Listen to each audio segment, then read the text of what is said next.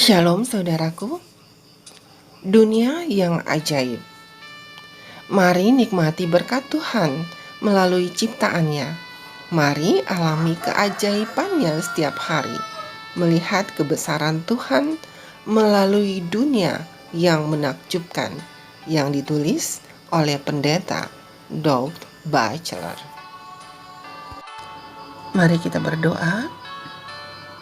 Bapa yang baik, terima kasih atas hari yang baru yang Kau berikan bagi kami.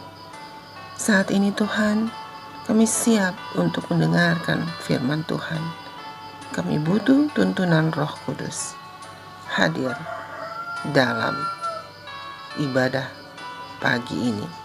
Dalam nama anak-Mu Yesus Kristus kami berdoa. Amin.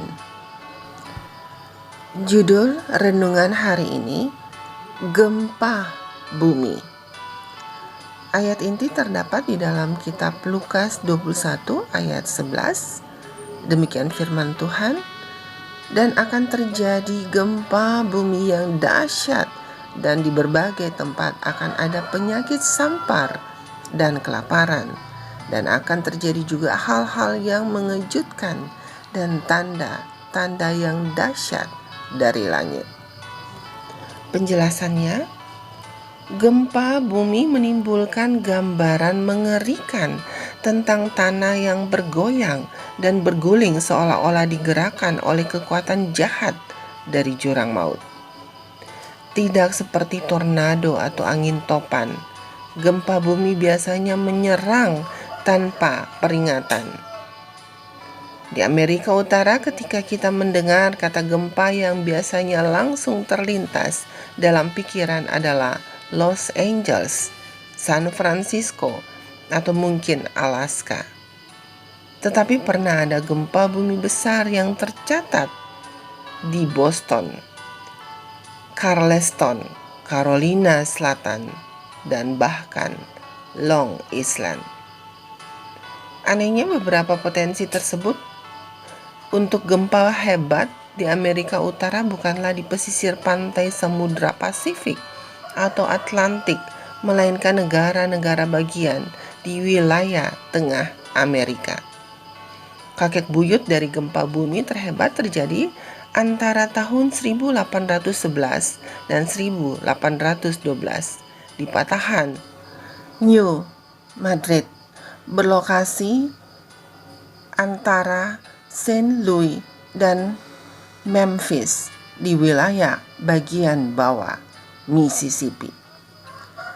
Gempa bumi ini mengguncang seluruh Amerika Serikat, mempengaruhi topografi benua Amerika Utara lebih dari gempa bumi lainnya di sepanjang sejarah yang tercatat. Dilihat dari efeknya, magnitud yang terjadi adalah sangat besar, dimulai dari 7,5 skala Richter atau bahkan lebih tinggi. Gempa-gempa tersebut dirasakan di seluruh bagian sebelah timur wilayah Rockies, Amerika Serikat. Guncangannya begitu masif sehingga area yang luas tenggelam ke dalam bumi, membentuk danau baru, 150.000 hektar hutan hancur, dan sungai Mississippi mengalir mundur, mengubah jalurnya secara permanen. Bahkan rumah-rumah di New Madrid roboh. Satu sumber mencatat rumah kebun dan ladang ditelan. Kematian dan kerusakan rendah karena saat itu daerah tersebut jarang dihuni. Namun, dalam 200 tahun terakhir, daerah yang sama telah menjadi padat penduduk. Selama bertahun-tahun, ahli geologi bukanlah bertanya jika, melainkan bila satu yang besar itu akan memukul.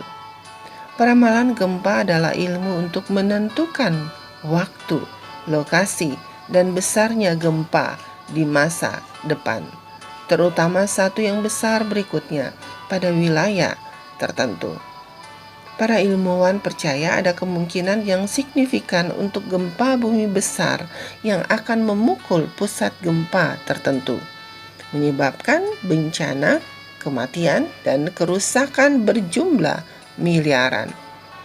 Tapi ilmu prediksi masif tidak bisa diandalkan. Itulah sebabnya selama beberapa dekade sekarang, beberapa kota di Amerika Utara telah melihat ke bawah laras meriam seismik yang siap menembak itu dan memohon untuk berkat satu hari lagi. Saudaraku, Yesus berkata sebelum kedatangannya akan ada gempa bumi di tempat yang berbeda-beda. Bencana alam seperti itu akan terus mengarahkan kita kepada pentingnya bersiap untuk kedatangan Kristus yang segera. Mari kita berdoa. Oh Tuhan yang baik, yang bertata dalam kerajaan surga, terima kasih atas renungan yang baru saja kami dengar. Kami diingatkan bahwa kedatangan-Mu makin dekat. Terjadi gempa bumi di mana-mana. Tolong kami Tuhan untuk mempersiapkan diri kami, hidup berkenan kepadamu. Bila mana kedatangan-Mu yang kedua kali, kami siap diangkat untuk masuk ke dalam kerajaan surga. Tuhanku, tolong kami untuk kami hidup selalu berkenan kepadamu sepanjang hari ini. Dalam nama anak-Mu Yesus Kristus kami berdoa. Amin. Saudaraku, demikianlah renungan kita hari ini. Tuhan memberkati. Amin.